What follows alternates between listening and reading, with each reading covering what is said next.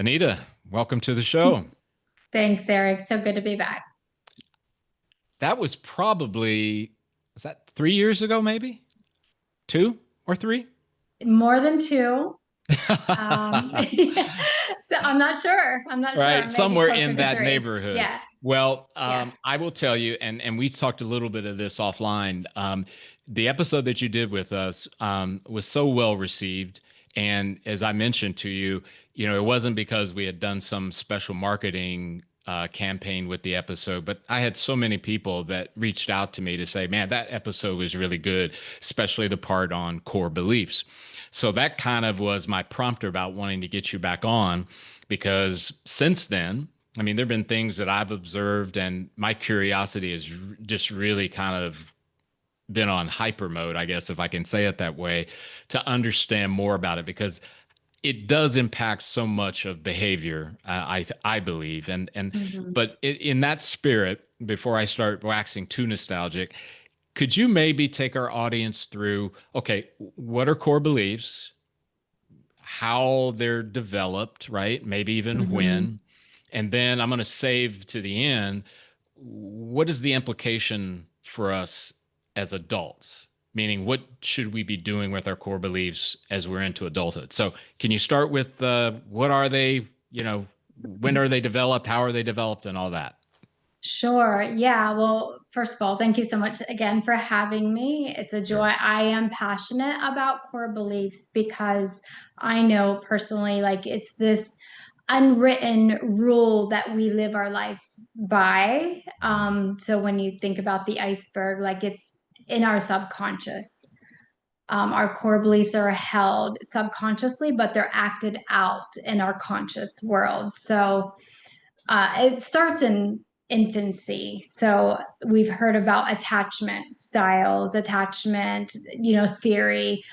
So when a baby is born, it has implicit memories. So that means that imprints are being made into the body and into the mind, but not in a conscious way. So the baby even knows if it cries, like its needs are going to get met. And so a belief is being developed that I'm going to cry and my needs are going to get met, or I'm going to cry and I'm going to be neglected. So it's not conscious words like that, but Mhm. that certainly is being developed. And then around the age of two, explicit memories are being developed. So imprints up until about age two, and then real memories in which a baby or a toddler, I guess at this point, can remember themselves in a scenario, Right. which is why you get out that ice cream. That child knows that they like that ice cream because they remember having it. And so while they can remember themselves, they still don't quite know how to process everything that's happening to them. And so beliefs are being developed in their subconscious. And beliefs are developed in three ways. So Hmm. they're being taught, they're Hmm. being observed, or they're being perceived. And the perceived ones are based on how we receive a message or from an experience itself. So I'll So, go through Nita, can each. I Yeah. interrupt you on that one? Just, and this Yeah. is the selfish host in me. So, if I'm 7, 8 years old and there's a German Shepherd that's like running toward me and it's growling, barking, and I experience tremendous, I'm terrified, right? And Mhm. maybe I don't get bitten. Maybe the owner calls the dog and it turns around, but I'm still feeling that terror. Is that kind of a pathway because it's an experience? Yes, that would be a perceived experience. And so a core belief could develop in that situation that all dogs are dangerous or have Okay. the Yeah. potential to be dangerous. Gotcha. Absolutely. Hmm. Yeah. And so if you were being taught that all dogs are dangerous, you would actually hear words like dogs are dangerous, stay away from dogs, right? Yep. Which is different than we have to be cautious around dogs because some dogs can be dangerous. So we're going to take these measures. So within Um, that, and I know I'm jumping in, but again, I'm yeah. being the selfish host. So I have a memory of a German Shepherd, right? And it did scare me. And I Yeah. don't remember exactly what age I was in, but I do remember my mom telling me, stay away from that house because he's got multiple dogs. Those German Shepherds are dangerous. I don't want you to get bitten. Hmm. Right. And I used to like, oh, to see a German Shepherd. I mean, even going further out in time, it was, oh my gosh, they're vicious, terrifying. And I wondered, that's when you were mentioning that, it was Hmm. the blend of the first is the experience, Hmm. and then having my mom tell me to stay away because those are dangerous dogs. Yeah. Yeah. Now, your mom wasn't doing anything wrong. She was protecting you. But maybe based on that moment where she told you that and your experience, all you knew was that all German Shepherds have the Right. capacity at least to be dangerous. And Yeah. so you Yeah. probably experienced some tension in your body for a very long time, if not still, Got when it. you see Yeah. German Shepherds. Well, So, what's interesting? Maybe that shows I've made some progress in this walk of life, but I now look at German Shepherds as one of the most beautiful, majestic okay. dogs. Okay. So there is hope for me. Uh, There is, which means somewhere along the way, you actually looked at that core belief or yeah. that belief system, right, from those experiences, and you challenge them as being 100% true at all times, right? Because, it's not that all German Shepherds at all times are dangerous. And Yeah. somewhere along the line, you realize that Okay. and So I'm going made to be that the shift. unselfish host now and let you get back to where you were going. Yeah, no worries. So, we are taught things, and core beliefs can be very good for us as well. We're all Mhm. taught be respectful, right? Be Right. respectful, citizens, or, get a good education, go to college. Like, so all of our belief systems in adulthood have come from somewhere, and they're not all bad.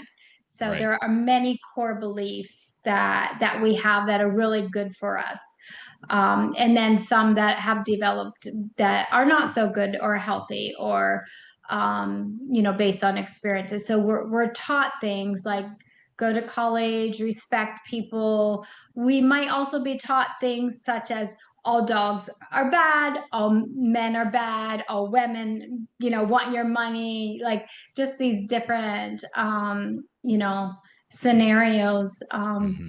And then the observed core beliefs would be what you see around you and you take it in as something to be true. So, for example, let's say a child's growing up in a home and dad comes home sometimes drunk and angry.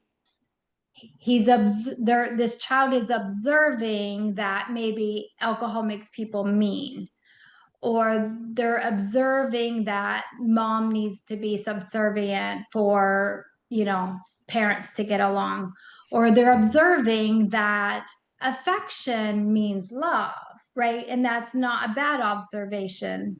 So Right. if somebody's growing up in a loving home, and there is affection, like affection is one way to show love, right? So that's nobody leans down to a child and says, now I'm going to hug you because I want you to know that I love you. No, they just give the hug. The child knows that that feels good. Now that would also go along with a perceived one, but when they see affection between others, that they're taken in as a form of showing love.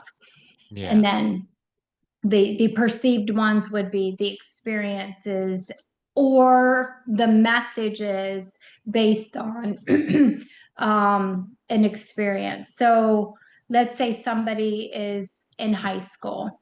Hmm. they they're around an interaction, right? Maybe there's a fight that breaks out, and it feels uncomfortable. They feel intimidated, but it's not happening to them.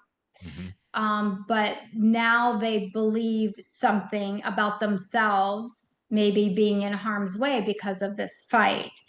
Hmm. And that could be carried on then every time that they're around certain type of people. So core beliefs, our body reacts, right? Ah, Based yeah. on our core beliefs and experiences. And so especially if it's traumatic. So, and then certainly I want to give you an opportunity to elaborate, but I think about it by what you're saying. Are most core beliefs developed pre-adulthood, if you will? Yes, yes, most certainly are, and so um, a lot of them through developmental years, right? Up to age 7, a lot of our core beliefs are developed. And then, middle school, high school, there certainly can be some modification of those core beliefs. Hmm. So let's say a child grew up in a very loving, stable home. They have core beliefs that their needs matter, that family is there for them, that they deserve to feel loved and supported. But then they get into a romantic relationship Right. in high school or 20s even, that kind of is abusive, but it's something that kind of it was good at the beginning, and so they trusted it because they've trusted people in their lives, and then it kind of went south or turned slowly in a negative way, and so that long-term impact can change a core belief to now Okay. like their needs don't matter. They're not truly lovable or likable in some way. And one big event can also shift a core belief. Got it. Got it.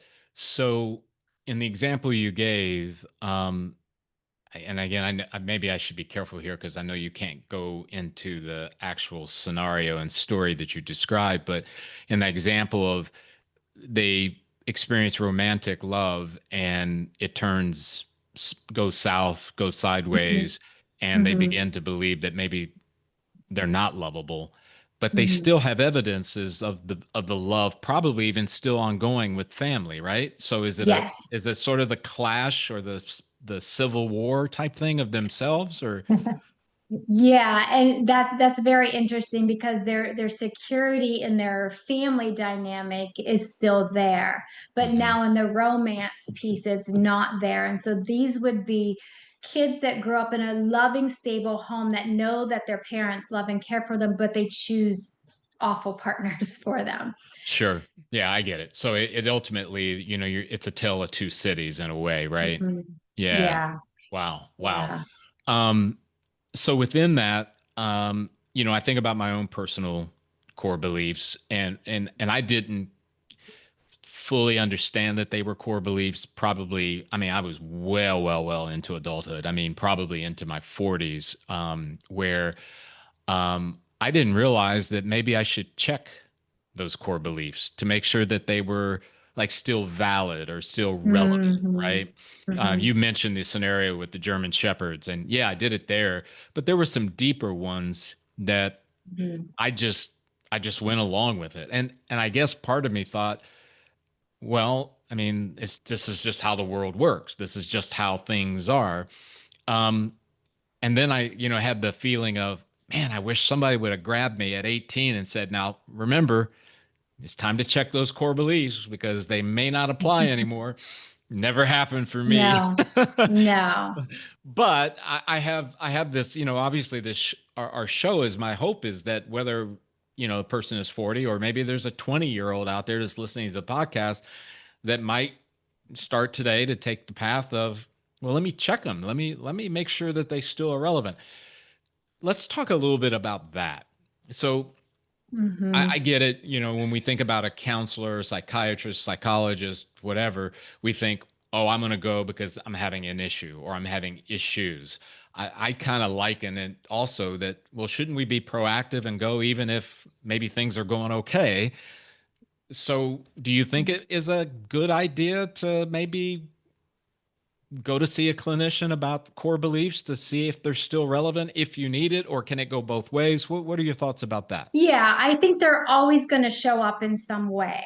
Hmm. So, because they're in our subconscious, but they're acted out in our conscious state, they're going to show up in relationships or in life scenarios. And Hmm. you kind of gave two different examples that are both very impactful. So the idea of like the German Shepherd, oh, dogs are unsafe, right? Or at least German Shepherds are dangerous. So Yeah. that's something that's external from yourself.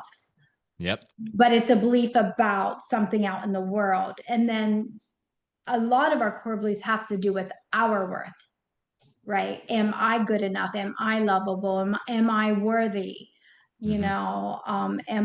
Do I deserve good things? Do I deserve respect? And so all of these things, if those aren't solid and secure, those certainly are going to show up in relationships that are going to affect the dynamic there and the health of the relationship. So to answer your question, yes, we should explore it, because regardless, unless somebody's very, very secure, I don't know if you've heard about attachment styles, but attachment styles have to do with our attachment in childhood to caregivers, but also attachment romantically. And so it the secure people are very it's a small minority in the world that Sure. are very secure within themselves. And so most of the time, um, our core beliefs are negative, our difficult core beliefs are going to show up in one way or another, and it certainly is worth exploring. So, And Anita, within that, just by way of maybe example analogy, I can think about some of my relationships in my past where, you felt like you would get the car started and then 5 seconds later it would just go dark. And then you try to start it again and then you take it to get looked at and they can't seem to figure out the problem. Well, there's a problem, but you can't put your mhm, finger on it. yeah. Um, and I can think about my own life. I think I was curious enough to go, hey, wait a minute, there's something happening deeper here than Mhm, just that there's this tension or there's this argument or mhm. that all relationships I know experience, but is it the argument or is it what's behind the argument, Right. right? You know what I Right. mean? It's never about the dishes, right? It's always about Yeah. the dynamics and the feelings underneath. Yeah. So to that point, I mean, again, I don't want to make assumptions for all of our audience and assuming that they would just plow through, we're just not getting along right now. Or, my boss and I, it's work. So I need to get over it. I mean, we figure out these ways to quote survive. So they may be less open to, hey, you should take a deeper look at this. There may be something beneath the surface that's Hmm. driving this. And I know, Anita, you're not going to give me, here's the plan to get somebody to raise their hand and ask for help. Because every human being, right? But I mean, from a recommendation standpoint, and maybe this is rhetorical. I'm going to imagine you'd recommend if you're hitting a wall, why don't you ask for help? Absolutely. Yeah. A lot of times people do think like this stigma of mental health. Well, thankfully it's declining. The stigma is declining and more Right. people are being open. But there are still some people who think like this is the last ditch effort, right? We're Sure. not going to marriage counseling unless we're on the verge of divorce, or I don't need therapy because like I don't see myself as that broken. Like I don't need to be in the psych ward, but Right. actually like therapy is just good for growth, and to evaluate like what's underneath the surface here, and a lot of it has to do with past experiences. So it's certainly worth investigating, evaluating how can I grow and learn from this, but also how do I understand myself. Many people don't have the awareness to understand themselves. And I'm a therapist who's been in therapy because like it's worth exploring and getting better, healing wounds, but also like learning who you are. And there's just things you learn about yourself that you're not exactly happy with. Like, oh, like I don't want to hear that, or I don't like that about myself. But how can we take that and grow and become Yeah. better? Wow, you make such a great point there. And I've used this example in multiple settings. It's like I I want to get to know Eric more and more every day Hmm. because I Hmm. spent so much of my life being driven by extrinsic forces that I mean, in many ways, I was always telling Eric, "Go sit down, just go sit down. I've got to do this. No, Yeah. you need to just be quiet. I've got to do that." And I think when I started understanding that I mean, it's a gift from God to get to know Mhm. the person Yeah. that he created, right? I mean, and it's I'm embarrassed in a little in a small way, not from a regret and loathing, but Yeah. I'm embarrassed to say that I didn't spend enough time getting to know Eric, right? Hmm. So that maybe I could discover those core beliefs and more with more clarity, right? Because Hmm. where I was going to go, Anita, too, is that um, it's like almost, okay, what lies have you been believing about yourself? And Yes. and where do they come from? So Yeah. can we talk a little bit about that? Is the core belief always a lie, or is it a could it be that and something else? Well, there's always an element of truth, which is why we pretty Ah, much hold to it with our whole being, right? We yeah. marry our core beliefs and Mhm. like, but we don't believe in divorce. It's That's that well strong, right? put. And Yeah. so, Yeah. um, and what we do is that we have this core belief that we might not even identify, Hmm. but we live it out in a way that says this is 100% true all the time. And it's Right. only because there was an element of truth to it at some point. So the child who grew up to believe that they're not good enough or they're not worthy, they probably were not loved well, or they had an experience that made them feel less than or insecure, right? Or they were belittled. And so that element of truth then expands into this big general 100% truth, which is inaccurate. Right. And I know for me, and I obviously you're the clinician, so I don't want to sort of try to cross into that world. I know for me, with my core beliefs, I kind of felt like I had developed neural pathways to support that core belief. Do you know what I Yes. mean? Yeah. Well, right. And so when we go down that route, right, like as soon as that is instilled, whether it's one experience or a pattern, we go down that route, and that's why I say, like, we marry this and hold on for Right. dear life. Like, we take that path over and over and over as if it's the only way that there is. Yeah. And so you hit on something about rewiring the brain, which is very possible, Hmm. and it takes work and effort. And I use the example of, a teenager learning to drive a car is going to do it differently than the person with 10 or 20 years of experience. But the first thing they have to do is go get a manual and learn some of the rules of the road, right? Right. And Right. then maybe take the online test to make sure they know the rules. And then they're practicing with an experienced driver who's monitoring what they're doing. But they might feel anxious and they might be gripping that steering wheel with dear life. Right. I mean, some of them might be careless, right? But Right. the Sure. one, the one who's really anxious and having like to be hyper vigilant about remembering, to touch the brake on time and remembering to stop at, all the stoplight and the red light and the stop sign and yield, like all of these different nuances. It's really uncomfortable. Hmm. Somebody pulls out in front of them, that's really really uncomfortable. And so, but they have to pay attention to the GPS or the Yeah. instructor or the parent in Yep. the car. They have to um, pay attention to the road sign. They're not going to know how to drive from here to, their school, um, or another school, right? When they're Hmm. they're learning. And so, but once they get used to it, and then they don't need the GPS anymore.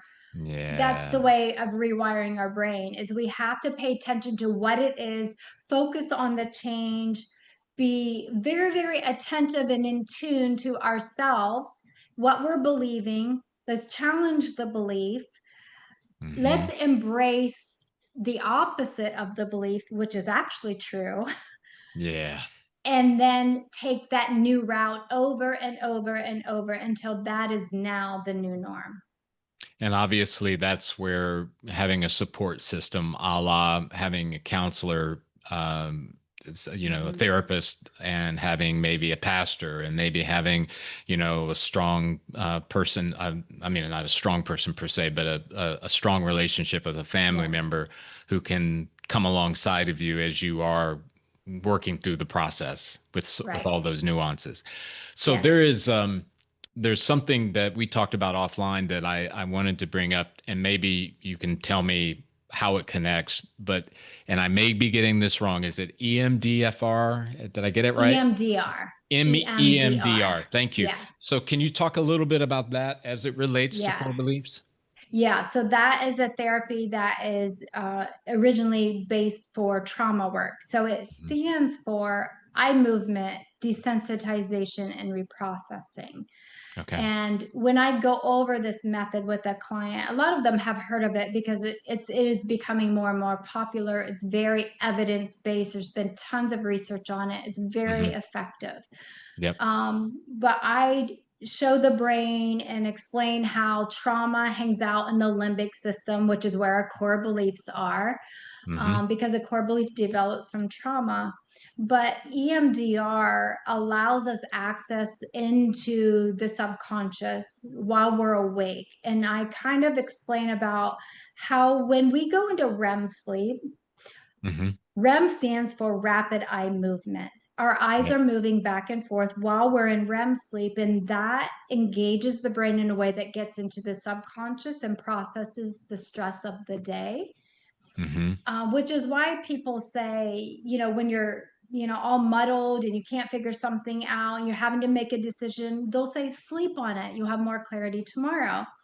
Ah, yes, the classics. I'm gonna sleep on it. Yeah. And it's true because when the stress is small enough, REM sleep gets in there and processes it and removes the stressful pieces and just gives clarity. And you wake up feeling refreshed. Your thoughts are more clear because your brain did a lot of work while you were asleep. And so EMDR is like REM on Anita, I'm steroids. sorry. I'm so sorry.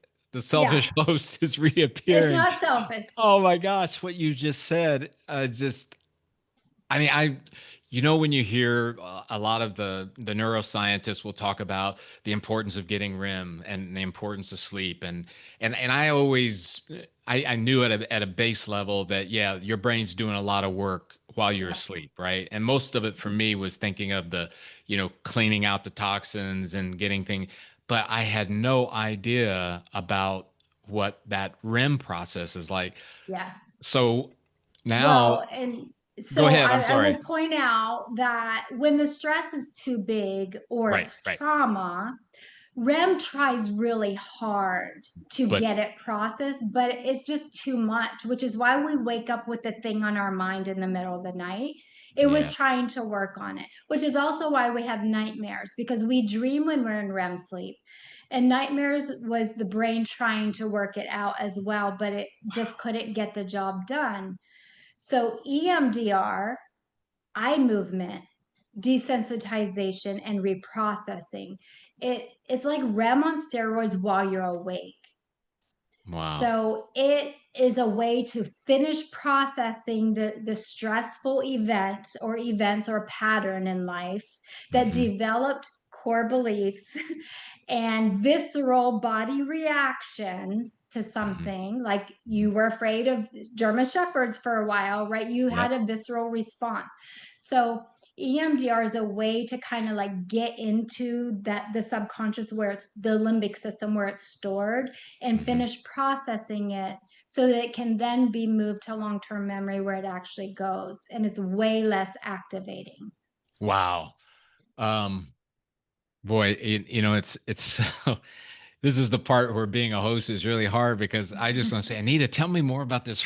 But Yeah, this is, it's amazing. But what oh, we know now, yeah. like EMDR was first created in 1983 for big trauma, war veterans coming home with PTSD. What we Hmm. know now is that it's very effective for anything that is distressing.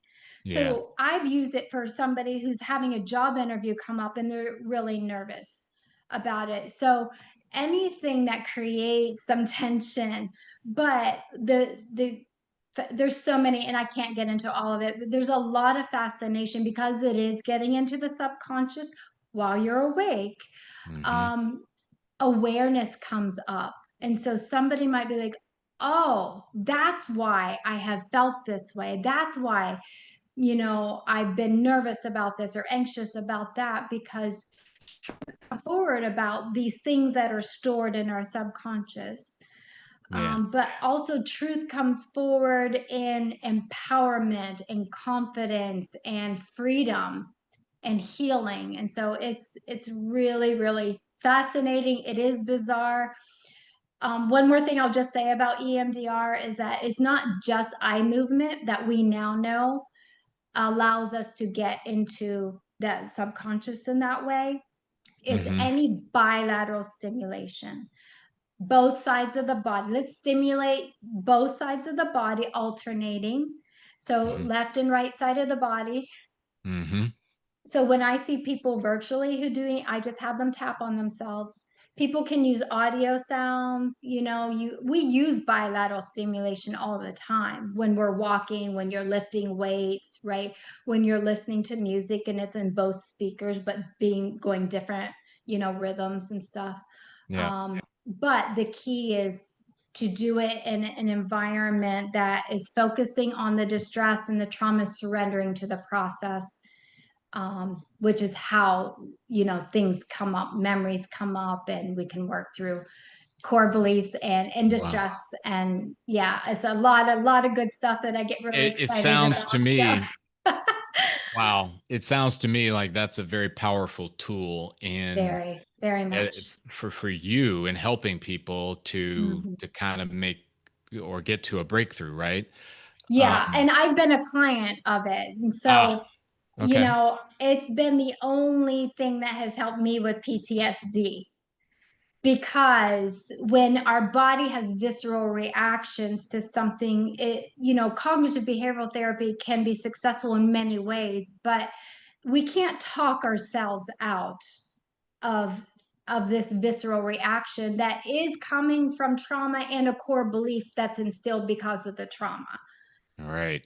So Wow. EMDR gets in there and can work through those Wow. things. Wow. That's incredible. We will also have in our show notes some reference material and for our audience to be able to, if they want to look deeper into it. And obviously, they'll have Mhm. your information if they want to reach out to you directly. Um, so let's maybe that's a good pivot to what you're seeing in your practice. I know it's easy for me to go to what are the problems that people are Mhm. experiencing, and I do want to touch on that, but maybe because the EMDR thing, it sounds to me like that's some good news. That's some positive things that have happened with your clients. So let's start Yeah. there. So what are some breakthroughs? What are some things that have been working well with the people that you've been helping? Yeah, I mean, I heard about EMDR all of my career, but it is an expensive training. I, didn't prioritize, having money for that. And I got trained in it 2.5 years ago and, Hmm. went through it myself. And like just used it day one, have used it ever since then. And it is life changing. And so there's any number of distress that somebody might have that EMDR can alleviate, whether it's a big trauma or a little stress or just some anxiety. Like it's good for anxiety, it's good. Our, talking about core beliefs, we all think something about something, right? So even Sure. a client who's experiencing clinical depression, like we can't heal that, but can we work on the belief that life is meaningless? Right. Okay. And Yep. so, yeah, I mean, just this week, the last couple of weeks, I had a new client who's been working, who came to me for EMDR, and that's happening more and more. People are hearing about it. They're like requesting EMDR, and just like the aha moments that come up because we don't know what's all stored away in our subconscious or in our body. And so, one thing that's really fascinating is when somebody's working on a distressing event or idea, Mm-hmm. um, we surrendering to the process means we have to connect with the distress. There has to be some activation Yeah. emotionally to this thing in order for the brain to get activated into the Mm-hmm. subconscious. And so let's say somebody, I'm just going to make something up. Let's say Oh, somebody, Anita, I have one for you okay, in real life. okay. And this just happened to me over the weekend. Um, my family and our audience knows somewhat about my history. I have a family background that has it's riddled with alcohol and drug abuse. I mean, generational stuff, right? And um, I, um, I mean, I experienced a lot of trauma as a result of that because it was very much an active part of my growing up. Mm-hmm. So my thoughts and my views around alcohol, and especially bars, are, shall we say, I don't want to say I avoid them, but I don't like them, right?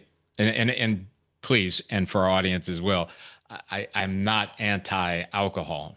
Um, Mm-hmm. my experiences with alcohol were abuse. So the reference point is not, oh, Yeah. sure, I'll have a glass of red wine with my meal tonight, and then that's it. It was abuse of alcohol. Mm-hmm. Mm-hmm. So uh, my son wanted me to pick him up at a bar, Mm. right? That's innocent enough. I know how to drive. I know how to park. I know how to get on my phone to say I'm here or text that I'm here. I'm parked over there. But Anita, um, it was as if I saw a ghost, You had a visceral reaction. right? Yeah. Um, Um, so from so that from that, perspective, I it wasn't like I didn't freeze. It wasn't like as I got close to the bar that I just stopped in the middle of the road and I can't do it. But it was almost like I was watching a movie, and it was a movie from 30 years ago, right? mm, Because of the connection point. yeah. Um, so I think of that, which you described, as something that connects. And I don't know, maybe that story doesn't, but please, if you can use that and maybe Yeah. build off of what you were talking about. Yeah. So that's a perfect example of how your internal self had a response just based on your experience. Hmm. And so EMDR works. Let's say you came into my office to be seen, and you're like, when I think about picking my son up from the bar, and he's not even doing anything wrong, but I have this reaction and I feel Hmm. distress. Now, it could be a distress level of 2 or 3 and be very manageable, but there's still a reaction, or Yep. maybe it's a 6 or 7. Like, it doesn't really matter how extensive. If it's something that bothers you and there is that distressing reaction, we would use that to get into like the EMDR process. Hmm. And I mentioned bilateral stimulation. In my office, I have people hold what's called tappers. So it's just something they hold. I turn it on, it vibrates back and forth. So you Hmm. would just kind of let yourself connect with the distress of these thoughts. And, if you could identify the belief that you have when you Hmm. think about, oh, I have to pick up my son, or alcohol is bad, alcohol, bad things happen when people drink, whatever the belief is, we would identify that. You would connect with that belief. You would connect with the distress that you feel, what emotions are present. Where is this in your body? And let yourself surrender to that momentarily. Hmm. And we both would sit quietly. And as you let yourself go into that distress for about 60 seconds, Hmm. I turn it off and tell you to take a deep breath, ask you what you're noticing, and you only tell me as little or as much as you want about whatever is going on in your thoughts, your emotions, or your body. And Hmm. as long as that's manageable, we pick it up again. Now go back where you left off. Again, I turn it on, the bilateral stimulation is happening. Um, what's likely to happen within 2 or 3 sets of those 60 seconds, because Hmm. we want to use a whole session, right, of Right. doing 60 seconds on, check in, 60 seconds, check in. What's likely to happen is your brain, once you can like let yourself surrender to that, your Yep. brain will make connections. You hit it, a connection to your childhood, and then images of your childhood and how you felt at that time would you would have visceral reactions with those memories that need to get processed and Mm. healed. And so as you know, as you get into EMDR, like the distress, like it builds a little bit because now you're opening that door to the subconscious and these, Yeah. experiences. Um, and then as it then makes connections to many memories, many memories could come up in a very short period of time. Hmm. And that can feel intense, which is why we do the check-ins. I need to keep you in your window of tolerance. Right. Sure. You don't want to go too far. Sure. Right, right. So as long as it feels manageable to you, we just stay with it. If Yeah. it doesn't, we take a break, deep breaths, or we even stop for the day, whatever. Yep. End it with something that's relaxing and calming. But the brain will make many connections to many memories that still need to get processed and healed. And when you heal that, then your visceral reaction to picking up your son from the bar will either go away completely or be very, very minimal. Right. Because it's almost like, this is maybe a poor analogy. It's sort of like you've got an area of your house in a room where there are these cobwebs and spider webs in a corner, Mhm. and they're there, you've seen them, and experienced whatever may be associated, but you never went and said, you know what, I need to get the vacuum and get those cobwebs Mhm. out, and I need to clear off that baseboard. And maybe I'm oversimplifying, and I know there's more nuance. Yeah, well, I would say people who have done a lot of work, it probably is cobwebs now that just need to that's funny you Yeah, use that that's because a that's a great way to phrase put my it. client a client just today and I talked about, oh, there's just some residual cobwebs left, right? Yeah, Um, yeah, for other people, it would be like this big monster that's covered with a sheet and they're scared to open the door, right? yeah, They never went in yeah, to deal with the big thing. yeah, But when you've done a lot of work, it can just be cobwebs, or depending on how big or small, yeah. the event. Is this a pattern? Is this a one-time thing? How bad was it? And Um, that's a great way of describing that, Anita, because it's got a lot of nuance to it depending on the person and the yeah. experience. So if we can, and I would imagine, at least in my head, because the word's being used a lot these days, trauma, is when you think about your client base and what you're seeing in your practice, are most people coming to you for things like trauma, or are there multiple things? What would you use? What would you Yeah, say I for mean, that? because I am a trauma therapist, a lot of people are seeking me out for trauma, but Okay. sometimes people are seeking me out for other things like anxiety or work stress or relationship issues, or let's say infidelity recovery, Right. divorce, Right. grief. But I always, in their assessment, ask how their childhood was. Mm, And more often than not, whatever they're experiencing now that feels so heavy, they also experience um, how do you say it? Like an element of something, even if it looks different, the element is similar, like maybe not being loved well or being, got it. loss is too hard or scary. And so, yeah, but there certainly depression, anxiety are two big ones. But what I see more and more often are people our age, like 40s, 50s, 60s, that just can't do it anymore. They're the people who used to just push through, be fine, carry on, Wow. but their body's breaking down, like they're getting like physical symptoms of things, they're emotionally not as resilient. And so they're wondering, like, what's wrong with me? Why can't I just push through it anymore? Wow.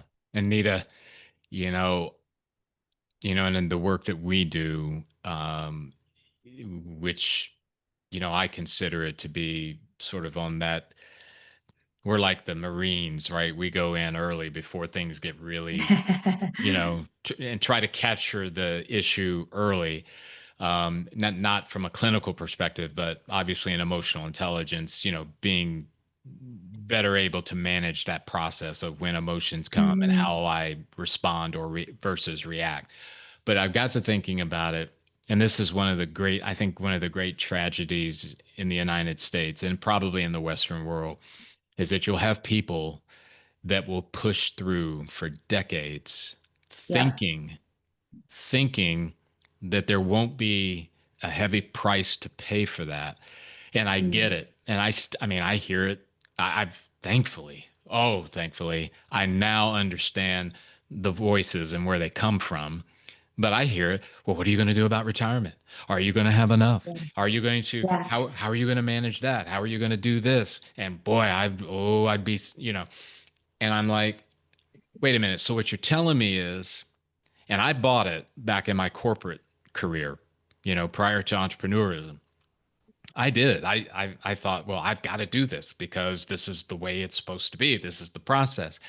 And then, as you get further down the road, I call it the godly wisdom of, wait a minute. So I'm going to sacrifice my mind, my body, my soul for money. And I'm not anti-money, anti-retirement, Mhm. anti-savings and investment. But wait a minute, you're meaning that's the trade I'm going to make? That's craziness, Yeah. right? Right. Yeah. However, I also know, to your point, there are people who did buy that deal. They took that trade, and Yeah. now they have run sort of, they're kind of at the end of the rope. So, as tragic as that is in my mind, obviously I can't fix that.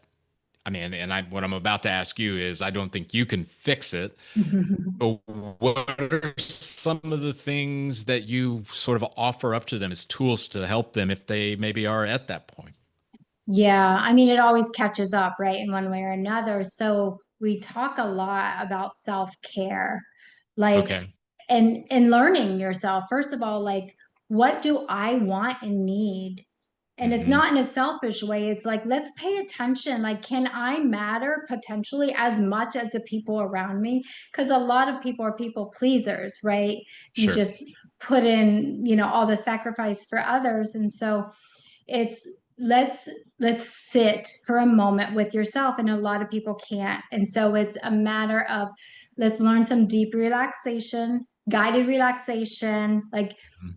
and usually it has to be guided because they can't just sit and be with themselves. That Yeah. feels unproductive. So it's a matter of, let's learn to sit down. Let's Right. guide you some relaxation. Let's pay attention to your body. Yep. There's a phrase that says, if you listen to your body when it whispers, it won't have to scream. That's great. Yeah. So learning to slow down, start saying yes to yourself, say no to all those things. And I use a lot of journaling.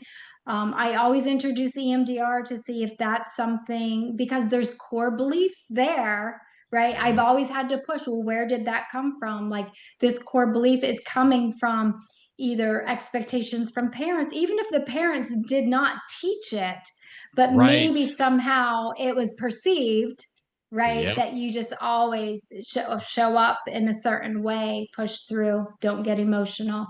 Yeah, so a lot of times EMDR is appropriate for any number of those things as well. Yeah. So, and I know we're getting close to the end, which is always a shame because Anita, I could keep talking to you. This is great. I want to touch a little bit within the confines of not having much more time on the show about the age of AI that we're in, right? I have some thoughts about its positives because there are positives to it, and then Yeah. I think there's some big negatives. Um, I saw, and I don't put a ton of value on social media influencers, because oftentimes I feel like they're people who have a limited amount of knowledge and they're really more crafting a career path for themselves. But Yeah. this one particular post was, I went to Chat GPT and put in trauma, blah, blah, blah, and it spit out these. And then their conclusion was, it saved me tons of money and time because now I don't have to pay a therapist 150 an hour. This only cost me $20.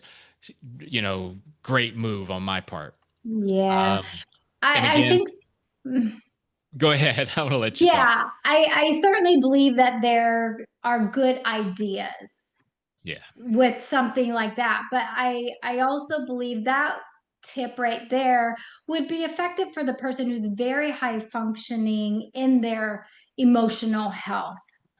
Hmm. So somebody who's say, oh, I'm starting to experience some burnout. What can I do to help myself? They could go to Chat GPT and get some ideas.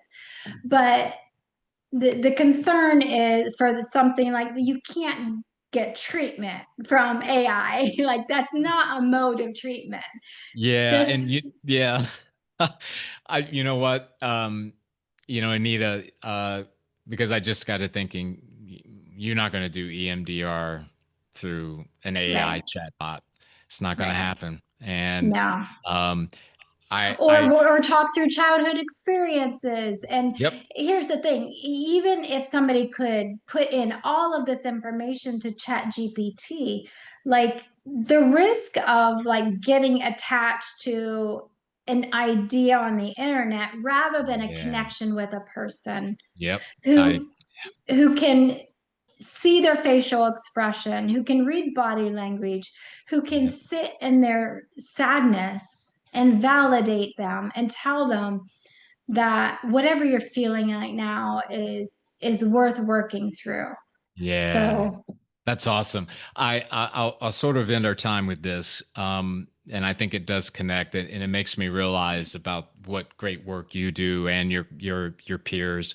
Um, there was an interview with a pretty famous jazz guitarist named Pat Metheny, and he was at this neuroscience conference, and obviously a lot of neuroscientists, and the people that were interviewing him were neuroscientists. And they asked him, about the impact that music has on emotions and why certain types of music, kind of are catalysts for certain types of emotions.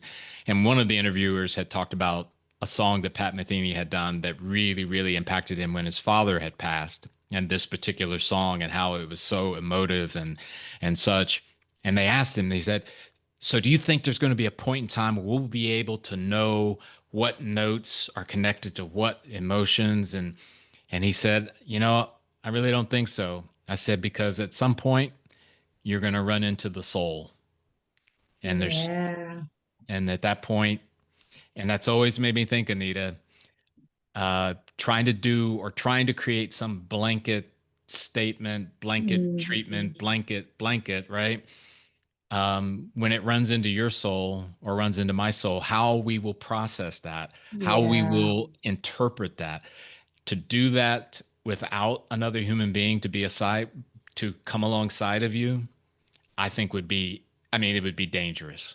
But Yeah, it uh, certainly would. And I don't think it would be satisfactory, really, because that's a of the great way to say it. longing we have for that human connection and Yeah. to be seen. Like we all want to be seen and accepted, Yep, that right? is So, that is so true. mhm, Wow. mhm. Anita, I promise I won't wait 2 more years to get you back on the show. It's okay. Your work is so appreciated, and I know our audience are going to love this show as well. So once again, thank you for being on, and for those of you in the audience, once again, thank you for tuning in, and we look forward to the next time that we're together. Take care. Thanks so much, Eric.